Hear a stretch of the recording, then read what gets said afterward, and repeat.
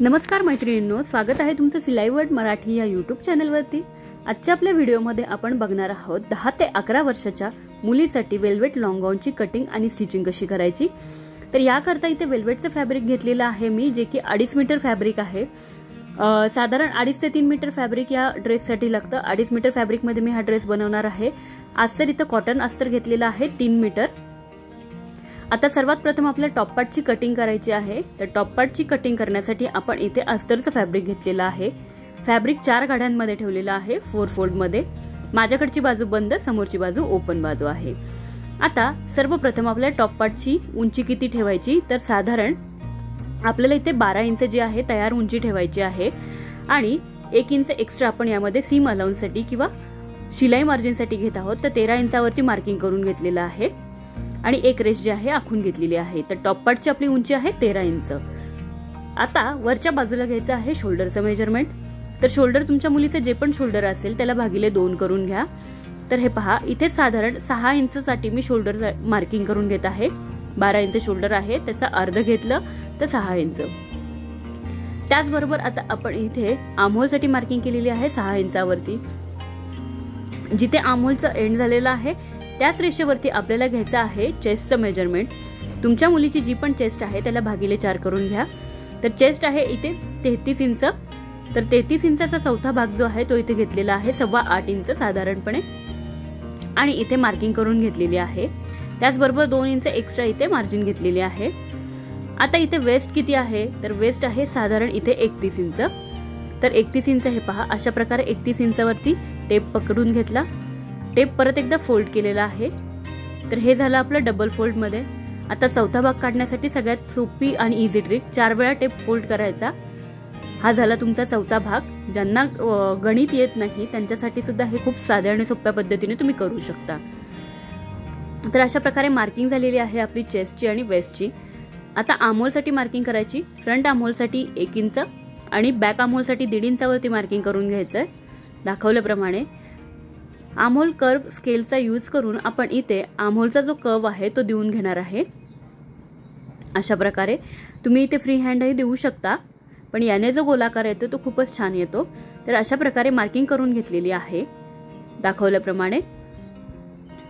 आता आपल्याला काय करायचं आहे की नेकची मार्किंग करून घ्यायची आहे किंवा गळ्याची मार्किंग। गळा रुंदी या साइज मध्ये साधारण मी 2.25 इंच घेणार आहे। हे पहा, अशा प्रकारे 2.25 इंच मी गळ्याची रुंदी घेणार आहे आणि गळ्याची जी खोली आहे तर साधारण पुढच्या गळ्यासाठी 4.5 इंच घेणार आहोत आपण गळा खोली आणि मागच्या गळ्यासाठी 5.5 इंच घेतलेली आहे। बॉक्स ड्रॉ करून घ्यायचा आहे आणि इथे तुम्ही तुमच्या आवडीप्रमाणे कोणत्याही गळ्याची मार्किंग करून घेऊ शकता, कोणत्याही आकारामध्ये। शोल्डर अर्धा इंच जे आहे डाऊन करून घ्यायचे आहेत आर्महोल साइडला दाखवल्याप्रमाणे। हे पहा, अशा प्रकारे गळ्यासाठी जो आहे बॉक्स करून घेतलेला आहे। तर सुरुवातीला आपण जो फ्रंट नेक आहे त्याची मार्किंग करायची। त्यानंतर आपल्याला बॅक नेकची मार्किंग करून घ्यायची आहे। इथे दोन्ही गळे सेम खोलीचे ठेवले तरीही काही हरकत नाही। तर अशा प्रकारे गोलाकार देऊन घेतलेला आहे। आता केलेल्या मार्किंग प्रमाणे आपल्याला कटिंग करून घ्यायची आहे। पहिल्यांदा आपल्याला बॅक नेकची कटिंग करायची, बॅक आर्महोलची कटिंग करून घ्यायची आणि त्यानंतर गळ्यांची कटिंग करायची।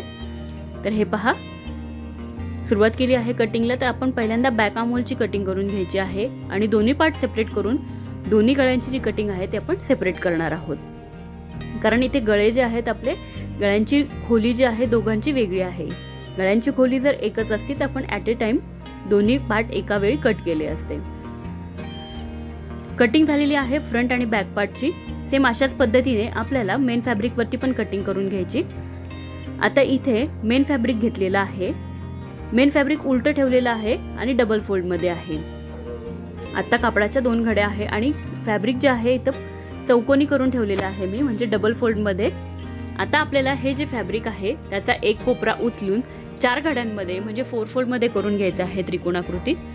तर हे पहा, अशा प्रकारे मी फॅब्रिक त्रिकोणाकृती करून घेतलेला आहे। माझ्याकडची बाजू ओपन बाजू आहे। आता हे पहा, बंद बाजूवरती बंद बाजूचा टॉप पार्टची बंद बाजू ठेवायची आणि साधारण हे पहा अशा प्रकारे क्रॉस मध्ये टॉप पार्ट ठेवायचा। साधारण मी अर्धा ते पाऊण इंच जो टॉप पार्ट आहे बाहेरच्या बाजूला ठेवून घेतलेला आहे आणि मार्किंग करून घेतलेली आहे।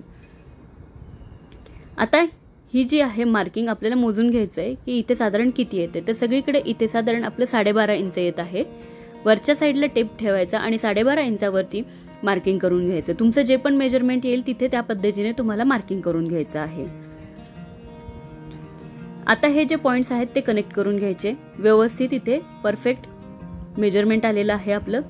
आता टॉप पार्ट जो आहे आपला 12 इंचाचा आहे, तर आपल्याला इंच टेप 12 इंच वरती ठेवायचा आहे। अशा प्रकारे 12 इंचावरती जे वेस्ट मार्क आहे तिथे ठेवायचा आणि त्यानंतर गाऊनची फुल लेंथ जी आहे ती मेजर करून घ्यायची। तुमच्या मुलीची जी पण लेंथ असेल, ज्याही उंचीचं शिवायचं असेल त्याप्रमाणे तुम्हाला इथे उंचीचं मार्किंग करून घ्यायचं आहे। तर साधारण इथे मी 48 इंचावरती मार्किंग करून घेणार आहे। अशा प्रकारे मार्किंग करून घेतलेलं आहे। छोटे छोटे डॉट्स घेतलेत, ते कनेक्ट करून घेतलेले आहेत। आता केलेल्या मार्किंग प्रमाणे आपल्याला कटिंग करायची। सुरुवातीला वेस्ट लाईनची कटिंग करून घेणार आहोत आपण, त्यानंतर बॉटमची कटिंग करून घ्यायची आहे दाखवल्याप्रमाणे।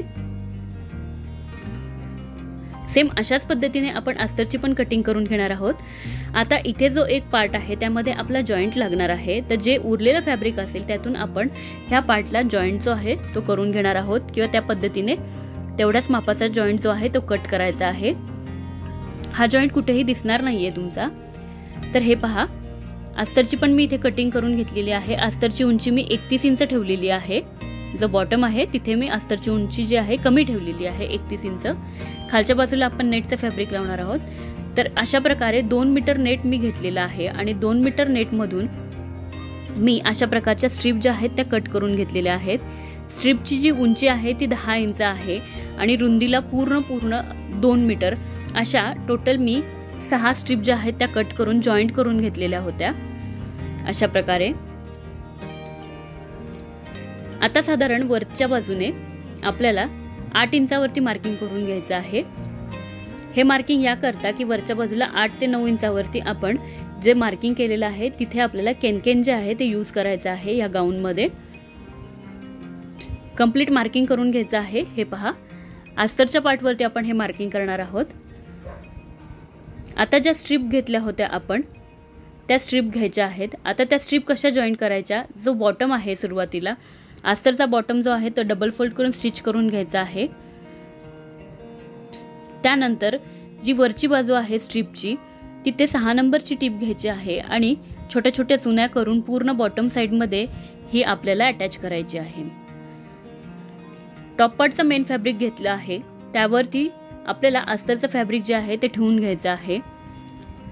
अस्तरचं फॅब्रिक ठेवून घेऊन आपल्याला ते पिनने सिक्युअर करायचं। गळा आणि आर्महोल आहेत त्याला स्टिच करून घ्यायचं आहे। अशाच प्रकारे फ्रंट आणि बॅक दोन्ही पार्ट आपल्याला रेडी करून घ्यायचे आहेत। उलट्या बाजूने ठेवलेलं आहे, नंतर ते सरळ बाजूला करून घ्यायचं आहे। हे पहा, अशा प्रकारे चुन्या घेऊन पूर्ण जे नेट आहे ते मी अटॅच करून घेतलं आहे बॉटम साइडला। आता आपल्याला त्यावरती जे मेन फॅब्रिक आहे ते अटॅच करून घ्यायचं आहे दाखवल्याप्रमाणे। हे पहा, मेन फॅब्रिकची वेस्ट लाईन आणि अस्तरची वेस्ट लाईन परफेक्टली मॅच करून स्टिच करून घ्यायचं आहे। अशा प्रकारे नेट पण आपण इथे अटॅच करून घेतलेला आहे। नेट अटॅच करून घेतल्यानंतर हे पहा, अशा प्रकारचं कॅनकॅन मी घेतलेला आहे। तर कॅनकॅनच्या इथे मी साधारण 2 मीटर यूज केलेला आहे, 2 ते 2.25 मीटर। तर हे पहा, अशा प्रकारे 2 स्ट्रीप कट केलेल्या आहेत। एका स्ट्रीपची जी लांबी आहे, आता इथे डबल फोल्ड मध्ये असल्यामुळे ते 30 इंच दिसत आहे, पण टोटल लांबी जी आहे 60 इंचाची एक स्ट्रीप। अशा 4 स्ट्रीप मी कट करून घेतल्या। उंचीला साधारण 10 ते 11 इंच घेतलेला आहे। आता आपल्याला काय करायचं आहे, हे पहा, जो दुसरा पार्ट आहे बॅक पार्ट त्याला पण आपल्याला अशा प्रकारे नेट जे आहे ते अटॅच करून घ्यायचं आहे बॉटम साइडला परफेक्टली।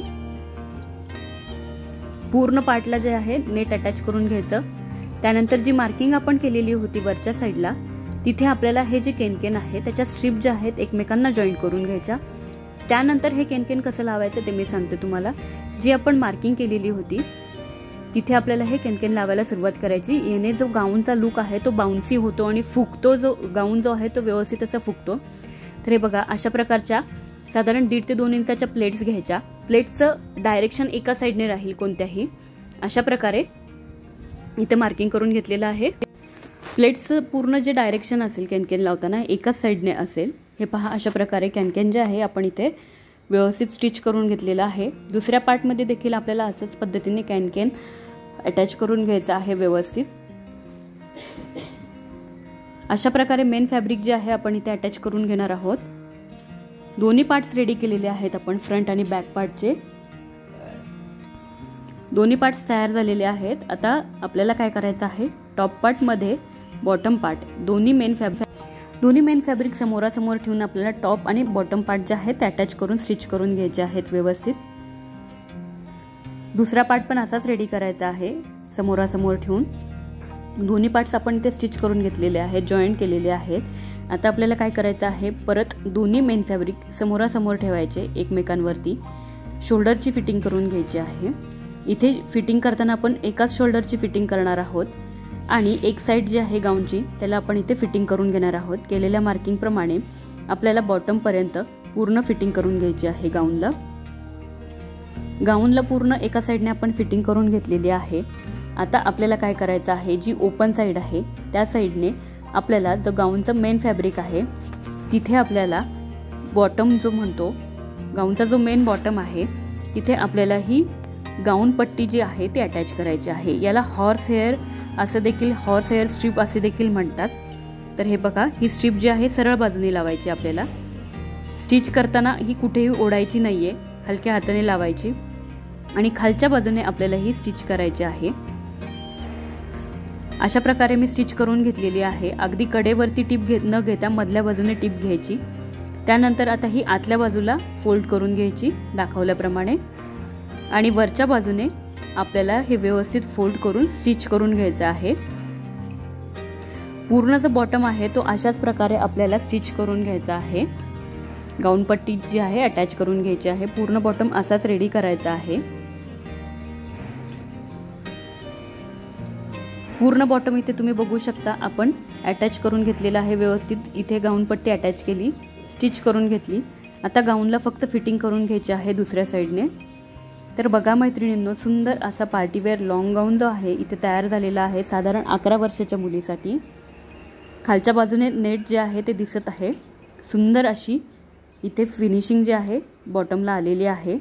तर मैत्रिणींनो, व्हिडिओ कसा वाटला कमेंट्स करून नक्की कळवा। चॅनलला लाईक करा, शेअर करा आणि सबस्क्राईब करा।